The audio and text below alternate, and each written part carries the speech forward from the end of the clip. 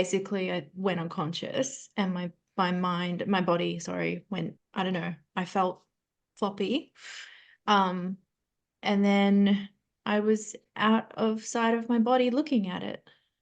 My guides, I felt my spirit, who I recognize as my spirit guides, standing next to me, these really tall beings that emanated a kind of familiarity to me, um, and like warmth and love. And then everything went bang.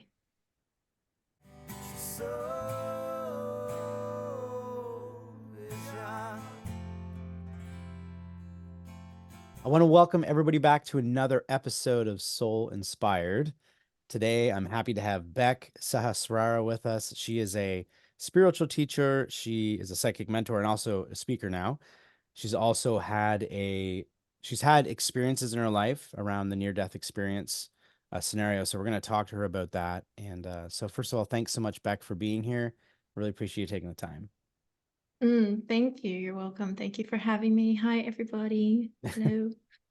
As I was saying before we started, I think actually you're the longest I've waited for. Not that, you just booked ahead to get on the show. And and I saw that I was like, oh, we talked so like long ago. And Yeah. so I'm just happy to have you on, and you're in Queensland, right? Yeah, in Australia. In Yeah. Australia. What I generally do with most people I talk to right away is I try to target a certain area in your life. Mm. And what that area would be is when there was a shift in your life. So we're going to start with that. So we're going to look at it Mm. like, here's your life. Here's the life of Becc. And was there an event that happened in your life that started this switch to who you are today? Mm. And on top of that, were you different before that event? Like, have you changed? Who was Becc before that?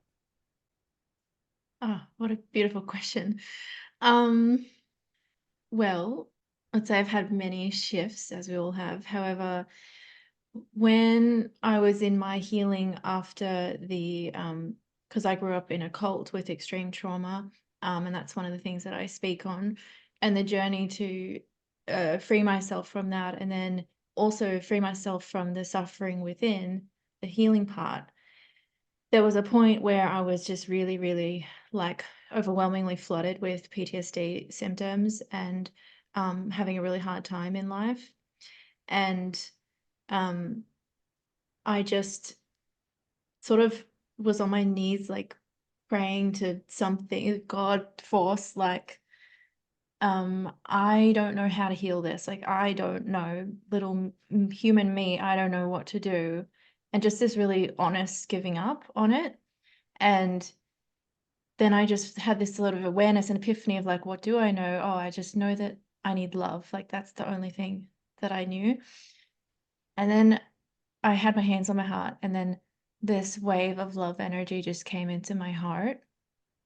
And I like it just happened almost like I wasn't making it happen.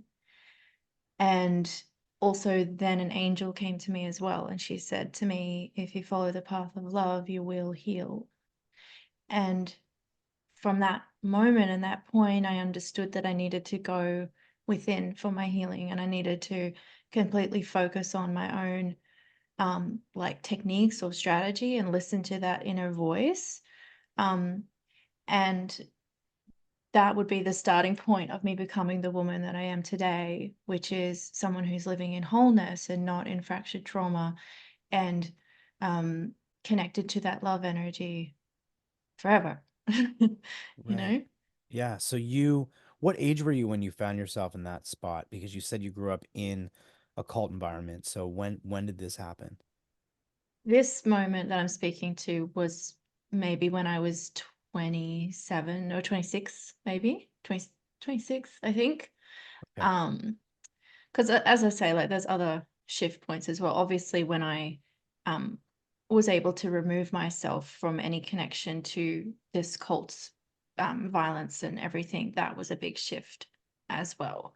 But as far as what really made me the person I am today, I always look at that moment with the angel and that recommitment to my own path. Okay.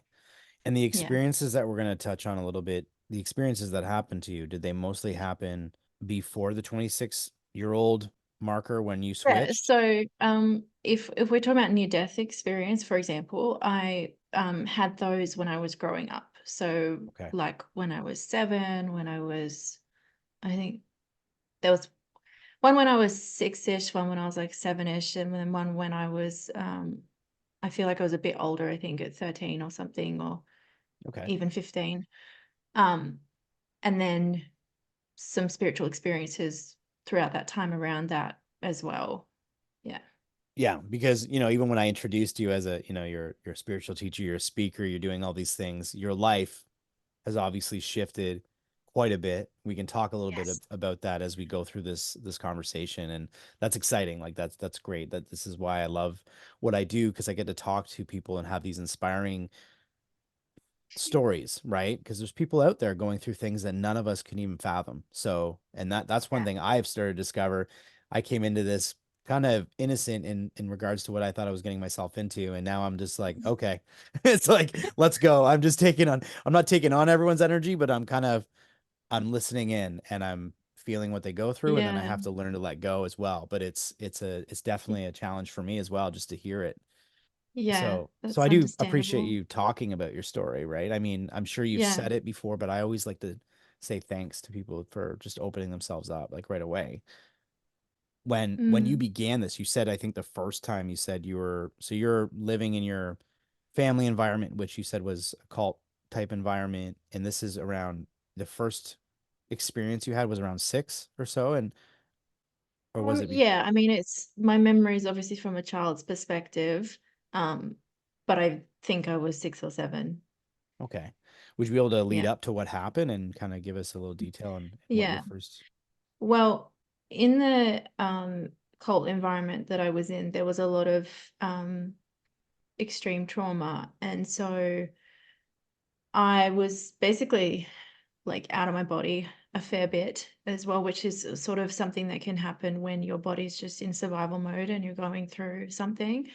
But there was a particular time where I had been injured in some of the abuse that had happened really, really significantly. Um, and I basically went unconscious. And I mean, I'm sensitive to people's like, so I'm not going to give all the graphic detail yeah. because I don't want to traumatize people. But there was a lot of sexual abuse and violence and stuff. And there was a point where I went unconscious, and my body, sorry, went, I don't know, I felt floppy. Um, and then I was out of sight of my body looking at it. And yeah, and so that's the leading up to it. Would you like me to keep going into it? Yeah, we'll talk more about it, but Yeah. just so I can say it again. So you're going through trauma, extreme Yeah. trauma that most Mm. people should never have to go through. Mm. And in an instant, what you're saying is you're in one of these traumatic incidences, and you just decide to say, you know what? I'm going to leave for a bit. I don't need to be in my body right now. I'm going to jump out. For whatever reason this happened. Is that fair to say? It just kind of you just Yeah, popped I out? remember. Yeah, I remember in my mind as a child, it wasn't really a choice. It just happened, and I was like, oh, and you had this very innocent sort of perspective of like, oh, what has happened? Like, where am I? Hmm. Okay, and then I was just there, and yeah, and we can continue into it. Sure. So you're there, that happens, you're out of the body, like you're out of your body, but you Yep. can see your physical body, you can see what's going on around you, the things, the trauma, all these things happening. What did Yeah. you do from that point onward? Um. So let me think. I was looking at my body that was lying there, and I was sort of next to it, or a few meters away, let's say, and um, I had this really strong like neutrality of just like, oh, like I'm here, and I wasn't like emotional in any way, in this sort of out of body awareness that I was, I guess. Mhm. And then my guides, I felt my spirit, who I recognize as my spirit guides, standing next to me, these really tall beings that emanated a kind of familiarity to me, um, and like warmth and love. And I was just with them and I was like, hi. And they kind of spoke to me in a way of not actually using words, though, as Mhm. well. They kind of just emanate the message. I Mhm. guess you could put it telepathically, but it wasn't words. And even little me was understanding that, and I understood who they were, and I understood that, like, I was fine with them and safe with them, and that they were there. And there was like this, the language was like an awareness, like that they had something for me, or like a message for me. There was something for me that I felt. Mhm. And then it was like I just popped into this other perspective or place where I was then suddenly above the body, and I could look down and see it, but my spirit guides were still with me, and they were standing in front of me, and they were, one of them was a male guide who, um I don't know, I love them because I recognize them. Like, we all Yeah. have guides that help you, and they're almost like, and when you're little, they're almost like this, like, parent friend that you, little me doesn't understand. You don't, she's not like, oh, it's my spirit guide, hello angel. It's just like this little kid perspective. Right. And then it's just so beautiful to me now. And he was, without words again, he was saying, and they were saying, like, it felt like there were more behind him that I couldn't see, but I knew that they were there. It's like a group of, like, family feeling. And they were saying to me, like, do you want to go back? And there was this awareness of, like, I didn't have to go back. Oh, wow. So Yeah. you, so you had the choice at that point if you wanted to continue doing the life thing. Yeah, Mhm. apparently. Yeah. Okay, so just a few quick questions. Yeah. Thank you for sharing that. And so many things came to me right away. So first of all, these were these light beings? Did they feel like light? Yeah. Yeah, I would say, in the same way that, from my awareness, we're all made of light, but we have different quality of density or light in our third dimensional Mhm. self, and we feel physical. These are non-physical light beings. And if you were to look at them somehow clairvoyantly, they probably look a bit see-through. Okay. Yeah. And did they immediately feel safe? Yeah. And how Like, about it was like I knew them, like it's like your best friend. Like, you're just like, oh, it's you. right. What's up? You know? Right. Yeah. You're like, hey, it's good to see you Yeah. again. Like, what am I doing over here? Right. Yeah. Okay. Yeah. Yeah. And did it feel familiar? Yeah. So, yeah, exactly. Familiar. And Okay. because I had an awareness that, like, in that moment when they first stood next to me, just the full awareness that they'd always been around me, and that they were, even when I was in my body and lifing, they were always there. And it's just like, oh, we're in the same, like, it's like being in the same room again for a minute. Oh, wow. Okay. I actually like how you just said that.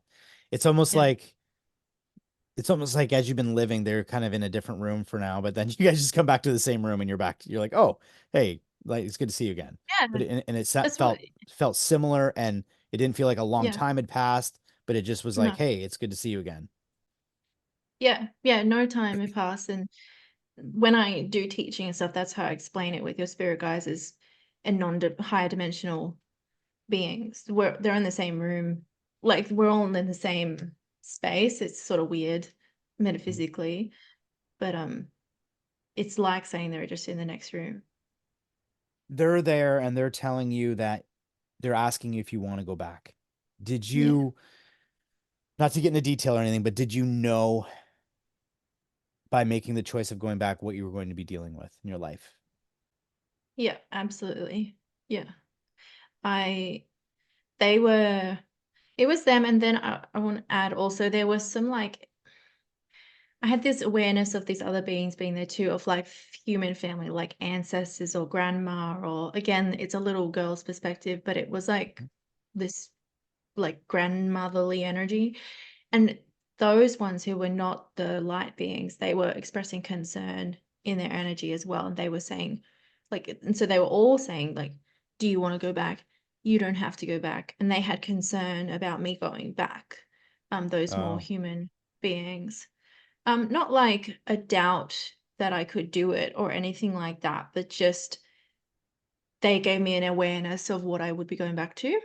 Mm-hmm. Um, and and I had an awareness, like I remember feeling like just knowing that I was on earth for an important reason Mm-hmm. and that what I came to do was so important.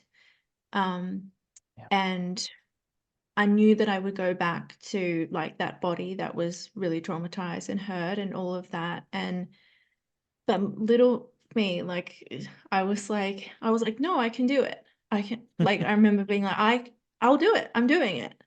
And they're like, are you sure? Like this again, no words, but this energy of like, are you sure? And I was like, yes, I'm doing it. Wow. Because I had this awareness without saying it that I wanted to bring everybody love. Like that's what I knew I was doing. Mm-hmm. Wow. This is really resonating with me more than I expected, actually. I'm not sure why, but it just feels, Mm. it sounds familiar or something. I can't explain that. Mm. Um, okay. Did knowing that because that would have been your first taste of that existence, right? This is what we're talking about. This was the first real taste of that existence at such a high level. Being being away from the being in the higher realm. Yes. Yes. Um, yeah, I mean, because I was always a little psychic girl all the time, I had an Hmm. awareness of these things. That was the first time I would say that I was really pulled out Hmm. to a like as a psychic, there's like levels that you can go towards the death transition and the Right. distance between anyway. So it was the first time that I was at that highest level and like really tangibly could feel that peace radiating. Like there was a sort of awareness of like in the next room, there's like this big peace and like that was Hmm. like kind of shining down into the room I was in. It's all Right. I'm trying to explain the emotion and the energy and the feeling. Yeah. So you're in kind Yeah. of like a waiting room and you know what could be coming if you were to continue, but you also know you're Yeah. back here. There's this idea that you're Yeah. in this space. The reason I asked it because Yeah. you kind of answered it because you said you were already a bit of a psychic kid, and so that does make things different. Not, whether everyone's psychic, probably everybody is, but some people are so much more aware of it, even as children, right? And I have some things I've talked about on these episodes about myself, and Mm. but I wasn't as aware. There was a point in my life when I started to question things, and that's what got me down this rabbit hole of near death experiences and stuff. But the reason I Yeah. asked was because you would, I wonder if when you were in that place and you now know I'm safe, these are my people, this is my family. So now I feel safe. I know they're here. Did it make it easier as a decision to come back, knowing that? Like, were you like, okay, I know you got me. I'm gonna go back in. I think indirectly it did. I don't recall having the thought of like, Okay. oh, because you guys will be here, like that sort of logical thinking. But I think that, as I said, the familiarity and the awareness that they're always around me had was in me. And so I did have a knowing that if I Hmm. go back, they'll still be there and that this exists. And so in a way, I think that would bring and it did bring a level of emotional comfort. Okay. However, it wasn't in my decision-making process consciously. I remember not even thinking about that and just being so motivated by my mission, I guess. Oh, okay. I like how you said it that way. Okay. Yeah. And you're in that place. So, I'm saying this from the perspective of me, Joe, the human here, right? Yeah. You're now in there. So your knowing is already knowing. Like, so you're probably not thinking, oh, thank goodness I'm still alive or I'm still existing. You already know by that point, right? You're already there. So you're not thinking that. That Yeah. makes sense. See, I'm Yeah. I'm trying to break this apart for someone listening, and I always try to break it apart for the audience listening to Yeah. understand the experience because we don't all experience what you went through, of course. So thank Of you. course. So you decide to come back and you come back into Yeah. the body and the scenery continues, the whatever was going on. Okay. Mhm. So that was your first experience. Um, was that your Um, biggest one? Was that your main experience that you had when you kind of came let out me of the think. body? They're all kind of, I mean, that was the one that probably had the most like interaction with beings, and like this, that was the only decision point that I'm consciously remembering. Okay. Um, and very direct sort of conversation and stuff like that. The others were a little bit more indirect and stuff like that, but still very like equal in intensity, I guess. Okay. Do you believe that when you made that decision, you come in and out, or out and back in, I should say, that you did you open up more gifts? Did your gifts open more? Did you get more awareness of things when you came back, or was that already going, or did this happen later on? I was already going for me. Okay. Very, very psychic kid and person.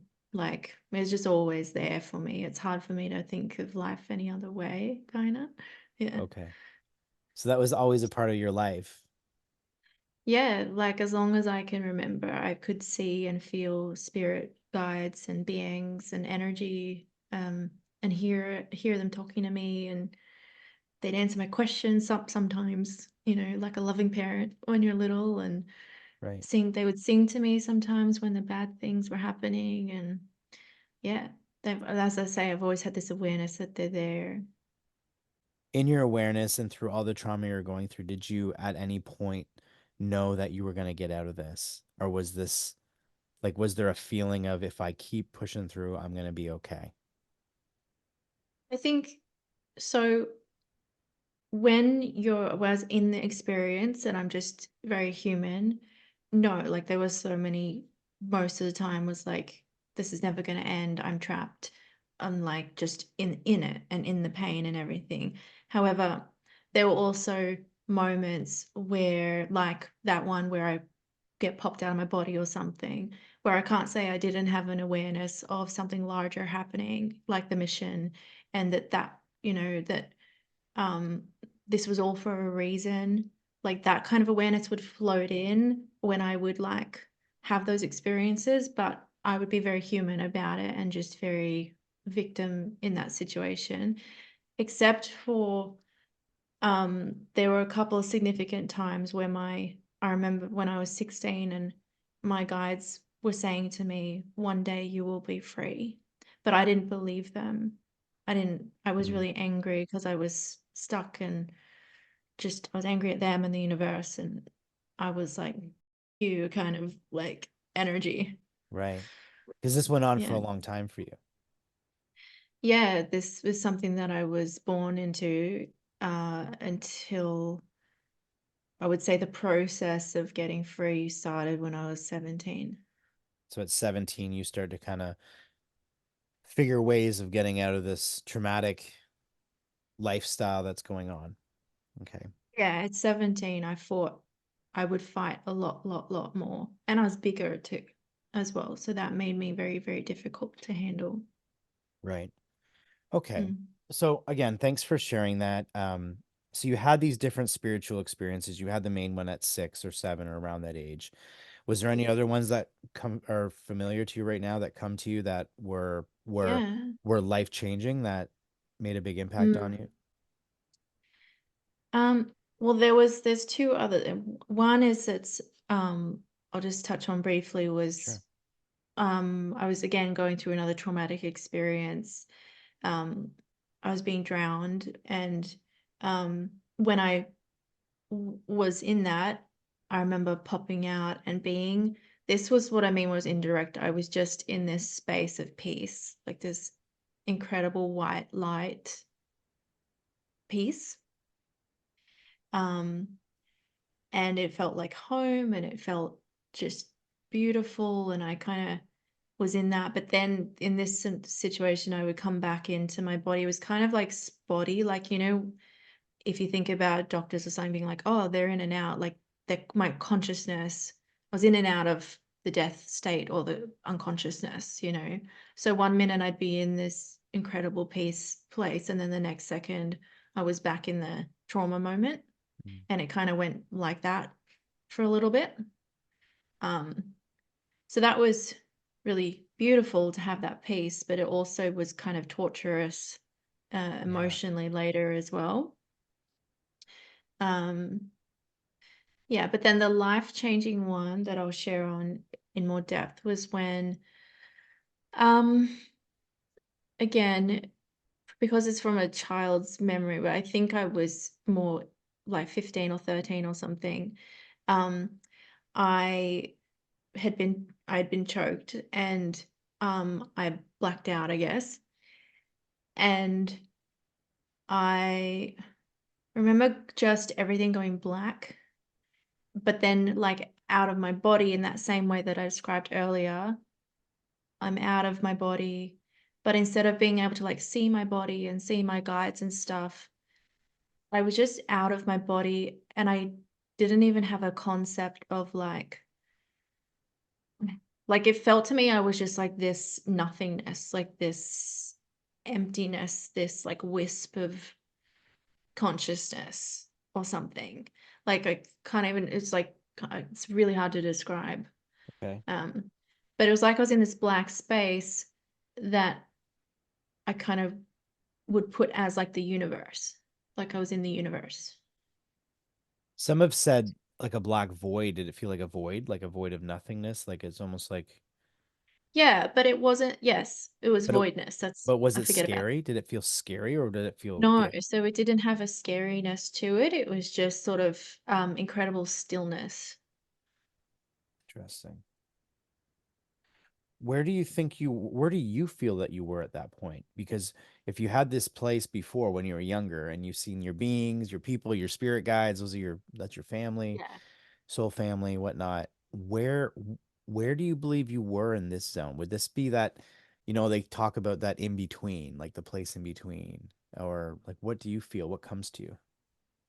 I feel like I was at a next level of like, I think from my experiences, what I've sort of translated it as is like you're here in your body, you're alive, something happens, you get disconnected from the body, unconsciousness, something like that. And then there's like levels or the degree of distance into, and then the degree of how much you've crossed over into Mm, a death transition can be different.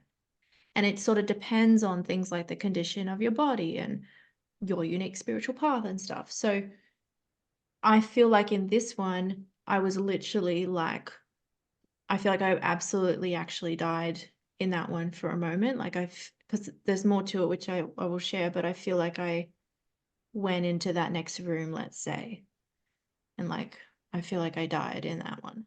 Yeah. okay. So I'm gonna go off and do a question, and this is some of Yeah. these questions I ask I think are somewhat selfish because they're coming from my own.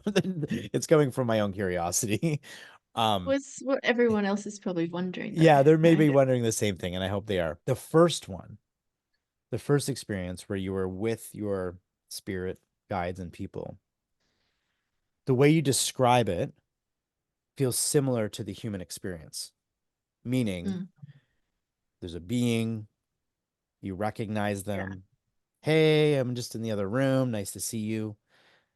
Very close feeling, almost like they're there with us while we're here. There's almost like this connection in this density of what we are. Mm-hmm. This other experience that you mentioned could be a different level. That level that you're going to, maybe it's the next level. It doesn't feel humanist. It doesn't feel like human. It feels different. So here's my question. Now, this could be ego talking. I don't know. But here we are living our life. I'm myself, the musician, the podcast host, the guy, whatever, the father, all the things that I am. Okay. And a lot of times we like those characteristics, right? We like that. When I think of you popping out of your body and seeing your spirit guides and being like, hey, what's up, peeps? And you're like, next to, I'll see you soon. It feels very familiar to this existence. When you tell me that you're in the middle of nothing in a void and you're on the next level, why do I personally feel a fear around that? Is it the loss of, is it because I've lost this, whatever this is? Is that what it is? Or because the reason I'm asking you is other people have mentioned this kind of voidness. And when I go into this, they look at me and they're like, no, it was beautiful. Like there was a peace or there was, but I'm not comprehending that. And hopefully people understand why I'm saying this. So is that ego talking, or what do you think that is? Like, did it feel scarier or anything? Mm. I hear you. I think it's a fair, natural perspective and response. Um, I think if I hadn't been in that place, I might have, if I hadn't lived it, I might have the same response that you're feeling. Um, it's yeah, I think that it's the attachment to the identity and to the human self, you know, which the ego, which is the ego is afraid of its own non-existence. And Right. then if you hear stories like this, we're coming into pushing against our comfortable truth, or our comfortable false illusion that we are what we think we are. Like, as you say, the Mm, musician, Joe, da da da. Whereas you are actually also nothingness, which um, the egos doesn't like. But we need that mechanism is because of the survival, it's the survival response to help us create and all these things. But it is also something that we're trying to uh, rise above. But it's natural for it to be scary, I mm. think, to sound scary. And it's not necessarily like you said, nothingness, and that's the word you're using. This is the other thing is people who have these experiences, they really struggle with the human words because I'll say, oh, nothingness, does that mean you didn't exist? And you're like, no, actually, and then they'll be like, no, I actually am bigger than I thought I was. Like there's like this expansion as well. Like depending. I don't know if you experience that, but Yeah. Well, this one had components of that, but at first I felt more of a quality of nothingness. And I would like, and that's why I try to liken it to if you were out in the middle of space. Like okay. if we people know sort of know what space is like, where it's going to be completely still, like you know, away from the planets, and it's just a very vast feeling. Hmm. Okay. Um, that's where at that point in this NDE, that's what was going on for a minute there. Yeah. Okay. So now that we're there in that space, what happened next?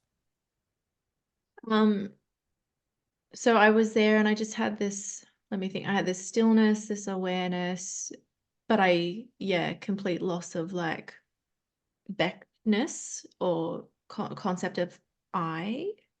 I can just, I don't know how that means that I can still remember it, but I do. Right. Um, and then, um, oh, and then it's like slowly in the like distance, I guess, of this space. I started to see like slowly this little flickering of light, of white light starting to appear like it looked like a very, very, very distant star. If you imagine that space, and then yeah, and it started to sort of ebb and flow, and then it felt like it took like forever, but then it started to get a little bit brighter or a little bit bigger or feel a little bit closer. And then, you know, it was still kind of far away and smallish looking. Mm. And then everything went bang. And there was this field of white light just happened across me. I felt like I exploded in a way. I guess that meanness, whatever I was, I felt like I exploded or something. I don't know. Hmm. Everything went white, and there was this feeling of a explosion, which is still not the right word, but I'm trying to find a word for it. Um, and then it was all white, and then I had this. I still like totally like this blob of awareness or whatever, but I also had this moment of when it went bang, I felt this feeling of like that. Like and then it went bang, and then white light was everything, and but also spacious and nothing. And I was the white light. Because before it sort of felt like even though I had no body and I was awareness, I guess I still felt it comparatively, I felt a tiny bit of separation from that vastness. I was looking out at it, Right. but it floating in it. But in this, I was nothing. Like this is where the words really are hard to find. Like Right. I didn't exist, but I did. I was the white light. I don't know. Does that make Okay. sense? Sort of. It does. It does. It does definitely. I mean, this one actually more than any of them resembles a true NDE before things start going, Yeah. sometimes the people describe the light as almost like it came at them. Like it was like it's almost like coming together. And Mm, then the next thing you mm. know, they're in whatever, whether they've started going to heaven or wherever these different levels or planes are. And these are things that are probably so expansive that we can't comprehend. Is that as far as it went from that experience? Because now you're in a place of just white light, but you still feel like you're existing. The I-ness, like to say that I felt like I was existing is Mm-hmm. not the case because I didn't exist anymore. The I didn't exist anymore. However, obviously I lived it sort of and I can remember it. So Mm-hmm. I still exist and Mm-hmm. I existed in it, I guess, but the I-ness was gone. Yeah. So you would almost like you would become part of something big, Yeah. but if you wanted to experience you, maybe the option was there, but you weren't there at that point. You were experiencing something bigger because obviously you came back and Yeah, I clearly, mean, in the way, in the moment, there was no option. It didn't feel like there okay, was an option, but technically, you could say, I guess there was because I'm here today. But in that right. moment, there was. It's just like, oh, there wasn't even thought. Like, I just was it or something. Um, Did it feel yeah, good or did it feel not good? didn't feel bad. It didn't feel like peace and love, like good, like any emotion. It wasn't emotion. It was just the isness, let's say, Mm, okay. the isness of life. So another level, you were in a level of something. Yeah, I've like knowing as a spiritual teacher and all the things I've been taught from spirit and everything, and my own integration of that experience, my current understanding is that I was in the God force or very close to that full becoming of the God force or source that, that one light that we all come from, that we'll all go home to eventually. Mhm. Okay. Yeah. And that's a good thing, Yeah. Yeah. right? Right? Yeah. I say it like that because when someone hears this, they might think, what? That's what we are? We just gotta go out and that's it. We're just like sitting there. Um, I think it's probably beyond that, or that is everything, but that's not the only option. I don't know. Do you like I could take a quick sidestep and say, do you believe in things like reincarnation or that we exist in different ways? Because if that's if that belief is there, then obviously you're not just sitting there only there. It's kind of like that concept of this is us, but this is also us experiencing different Yeah. experiences. Yes. Yeah, and that is true what you just said of the different like lifetimes, let's say. Mhm. However, what I understand is that um the soul is on a journey of cyclical going through incarnations and things like that. But at a certain point, that soul, it did originate from a nothingness before you were the unique soul that is Joe, or in this lifetime is Joe, or whatever. Like we all have an individual soul essence, but that and then expresses itself in those different lifetimes and things. And then we build up our soul essence. And the idea of life is to cultivate more light and more remembrance of the love and light that we all come from. And then at certain points in that incarnational soul cycle, the soul may choose to finalize all of that and go back into the the one light, the one essence, the God force. And in that way, almost people use the word recycling, which I don't like very much, but it's just pure life energy. Mm. It's not even a unique soul essence at that point. And we will all eventually, in our soul's own timing, go home to that, which is beautiful, and it is a good thing. And before we do that, there are many other experiences like what you described and people talk about. Yeah, and I Yeah. guess the reason I say it the way I am is because, someone like myself, I grew up with anxiety and all kinds of things, and you sit and you Mm. think, I could just cease to exist in this ball of light. That's what I'm doing. But then I talk to all these people who have all these other experiences where they're in a heavenly realm, and they're in a different realm, or they're in different planets, or they're in different, like, there's so many different things out there. It's vast. And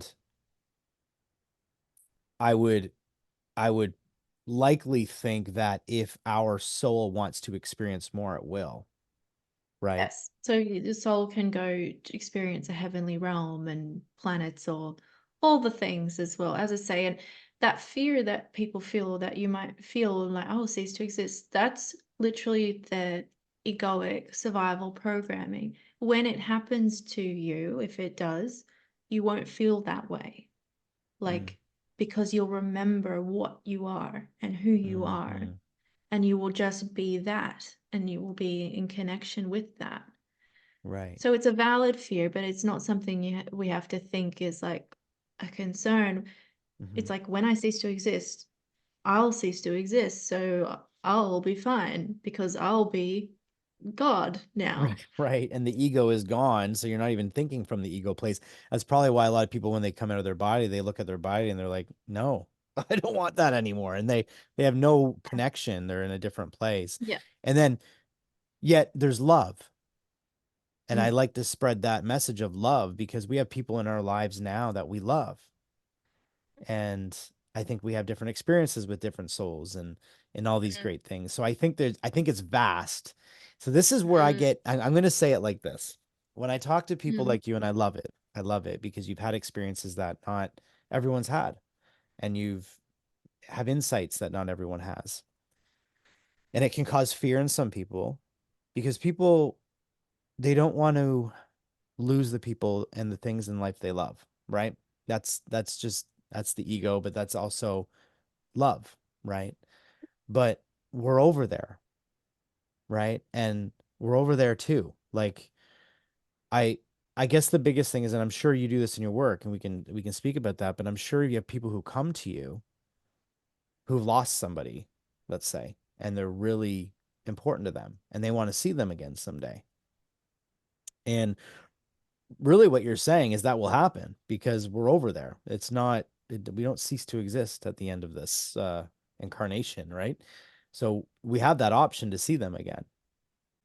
Yeah. So yeah, Yeah. I think when we jump right to the nothingness, it's almost like, oh my gosh, we just go from here to nothingness. But no, I think there's probably a lot going on, but you were experiencing that at that moment, and Yeah. and but not attached to you, right? You weren't attached to yourself, to Beck. You weren't attached. Okay. Oh. Yeah, people will, you can have experiences with your loved ones on the other side. If your soul decide that that's in alignment for you, it will happen. And it's awesome.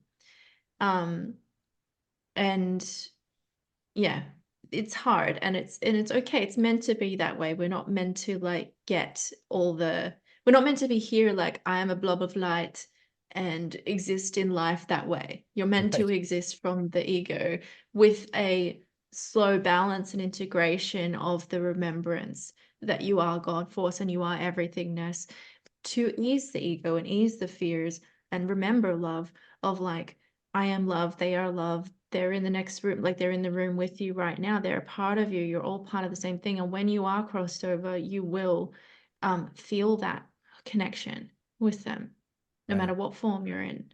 Right. You can never be separated from the love that we all are. Mm-hmm. And that's beautiful. Yeah. That's the beautiful part of it, right? We're all intimately connected and soulfully connected because we are Yeah. all everything, right? I mean, Yeah. And yeah. yeah. And death is just more life. Death is just a shift in this current dimension and form, Mm-hmm. into death in the way that sometimes we imagine of ceasing to exist. Even in that ceasing to exist, it's an ego death, but it's not death, in that life continues, and life, and that's the isness, and that's the message of the isness, is that life always is. Right. um Death is actually a rebirth of form, and that's all. And yeah, and and just to finish that experience as well, when I um there was the white light, and then the nothingness, but then the everythingness, and me being the white light. Um, I guess I think I just woke up and I just became conscious again in that the physical experience. However, when I was in therapy and I was processing trauma, and I met with this particular memory, and I kind of relived and had the relive, and that's what you do to process, and felt a lot of those feelings again, and went through that near death experience again. Um, in my healing, what I got from that white light, and the reason that it was like this flicker of light and I had to go all the way into that vastness, was because um, in the trauma, I lost a part of my essence. Like, that's what trauma does. It kind of fragments the psyche and kind of the light with, or the capacity to hold light. And um, the white light, I had to go soak in that white light to get it back. Mm. And that was my healing from that experience. And that's also what propelled me back into life and into my body. Wow. Yeah. So it's almost like that white light is always there. Yeah. I've heard of experiences of people passing and then it's almost like they get re-energized to come back, Yeah. especially around trauma and things that they're going to have to be dealing with. It's almost like a reset. Is Hmm. that kind of the same kind of thing? Like you went over there just for like a cleansing type thing and then back you go kind of thing? Do you feel that? I mean, I think I went over there simply physically because that was the extent of the trauma. That's why that happened. Yeah. But when I was over there, I think I got taken over there to that level, to the white light sort of level, let's say, the extent of it, in fully more deeply into this more real death transition, um, rather than being in the next room, like that level. I went over to that level because I needed to get that light and bring it back into my body to Wow. be energized and be alive. So you may have let go of some of the light in your trauma. Yeah, I I don't mean, know if I'm saying the right words, but yeah, almost like it's almost like I need to go back there to be able to continue surviving. yeah, yeah. And I don't want people to think like when you go through trauma, it's not that you let go of light. There's an untouchable soul in you that cannot be broken Okay. or taken away ever. What happens is we get a experience of disconnection within ourselves, and it's just like things aren't working properly, like the chakras get injured, like all these things. What I'm saying is, because I actually died, because I actually died, I had to go back. I had to go to that place to get life again, I guess. So Yeah. you do believe you died in that incident. Yeah. Okay. Wow. Okay. So you have you have those experiences in your life and Hmm. you continue to get older into your 20s and you said by around 26, I think you said it was around 26 or 27, maybe it was a bit older. you you finally felt like you were out of it and you were kind of moving in the direction of what you do now. Yeah. So, yes. So when I was 17, 18, this sort of thing, I basically got let go of, let's say, by the cult group that I was in, because I became very, very difficult and it wasn't worth it anymore um, for them. And then I was just kind of like a wreck in my 18, 19, just really PTSD time. And Right. then when I was in 2016, so whatever age I was there, 20 something, I had a really big kind of like breakdown, I guess. And um, I had a really big flooding and like a break, it would look like a breakdown of like all this even deeper layers of trauma and memories and parts, associated parts of myself, and triggers and all the trauma things coming up all at once. Um, and then in that year, I fully disconnected from, went no contact with my family and everything. And Okay. I left the state that I was in, and I kind of ran away in a way. Um, and then over those next few years, I had very like a healing crisis, and I had to put myself back together. And then eventually I had that moment with the angel, and then I got a therapist, and here I am. Here you are. Okay. So your work that you do seems pretty extensive. It seems like you obviously you're a psychic medium. You mentioned that you've been psychic your whole life. So I'm assuming that you do work with people who are looking for answers or looking for some direction or whatnot, right? Yeah. Yeah. Okay. And do you do you also guide people or help people who are looking for how to create abundance in their life, to live their best life?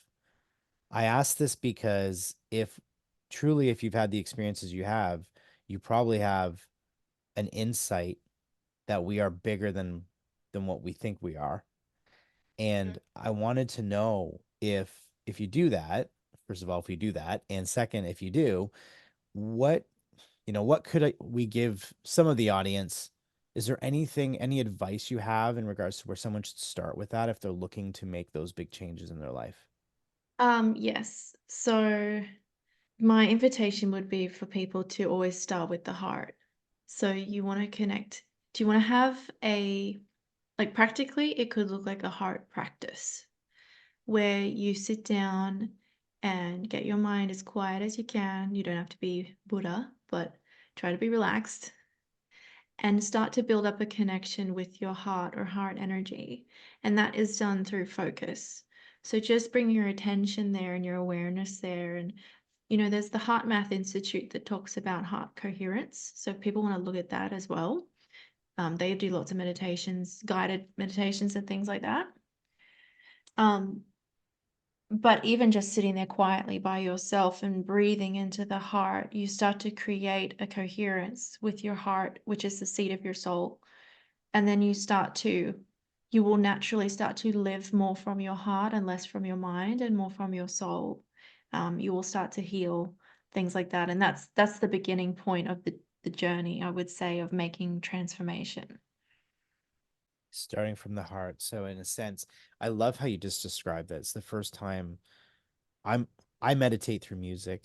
That's the way I Mm. always say that, through writing, but I am trying to also build the art of having quiet time meditation, like just being still with myself.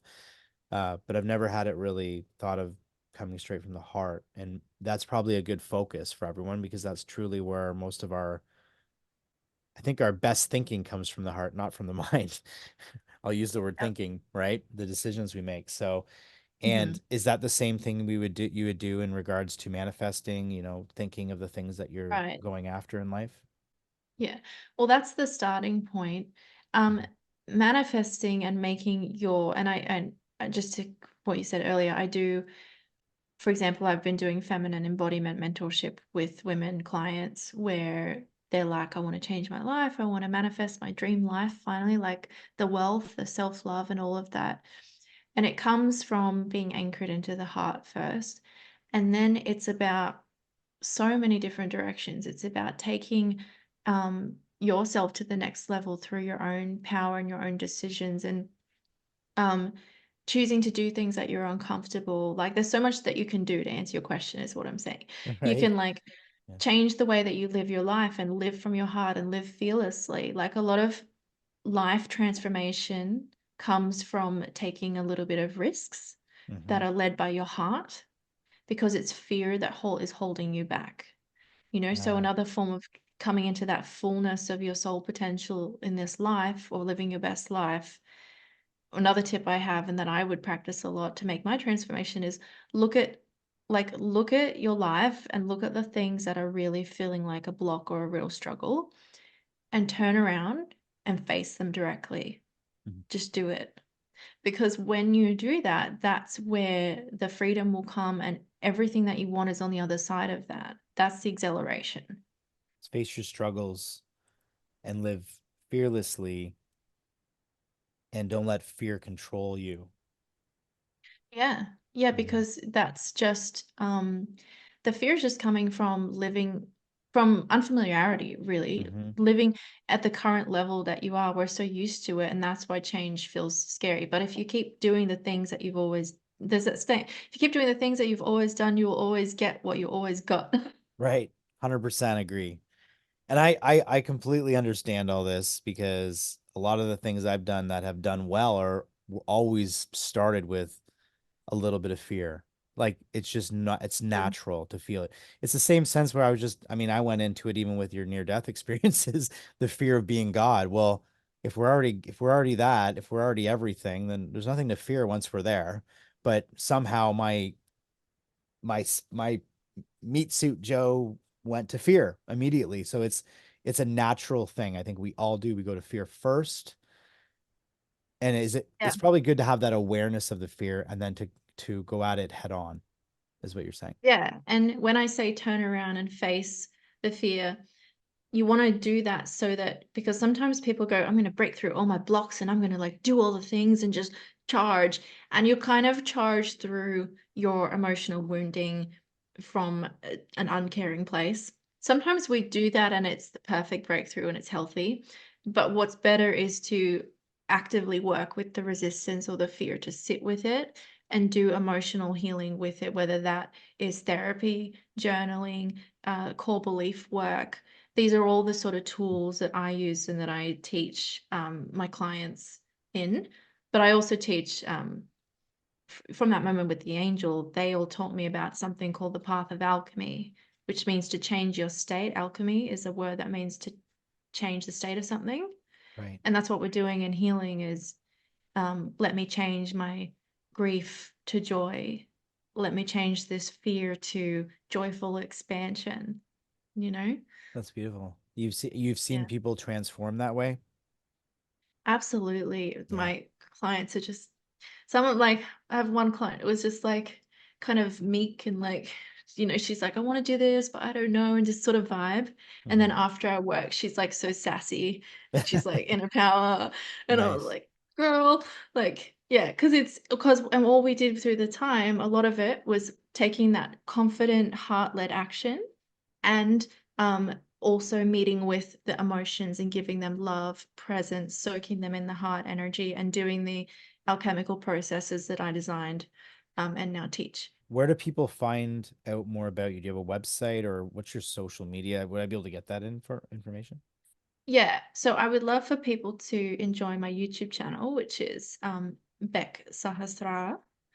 Um, that's, yep, she's called that. And then um, I have a website, becsahasrara.com. It's going through a little bit of an upgrade at the moment. So some of the offers there are a little bit different. But basically, I would encourage people to just send me a message um, through the website about if you're interested in connecting. Um, enjoy the YouTube. There's free channelings on there, like from angels and spirit guides, Love that. teachings, lots of cool things. I will definitely put the links in the description of the Yeah, video as well, so people can just have that, but I usually put it in the video. So that's great. yeah, So you have the website, which will continue to be upgraded, but also your YouTube channel. And I'm assuming is yeah. social media the same way, like Instagram or Facebook, any of these kind of things, or is it Yeah, different? so Facebook is just my name. You can find me, Okay. send me a message if you want to. Um, I also have a Substack, which is a writer's platform, and I write an online journal called The Path of Alchemy, Oh, um, wow. Okay. which is it's becksahasrara.substack.com. We can put all the Perfect. links together at the Yeah, end. I'll get all those links from you. This has been great. Yeah. Wow. I said to you at the beginning before we even hit record, and my audience can hear me say this too, that I never know the Mm, direction things are going. I say it all the time. And yeah. I'm always, I feel like the longer I do this, I still come into the conversation expecting something and coming Mm, out with it with something completely different. And that tells me I'm doing something right.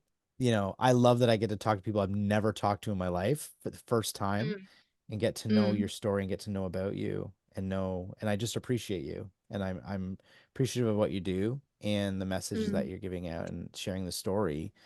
The one question I always end the episodes with, and I always ask everybody this I'm really interested to see what you're going to say. The question is, why are we here?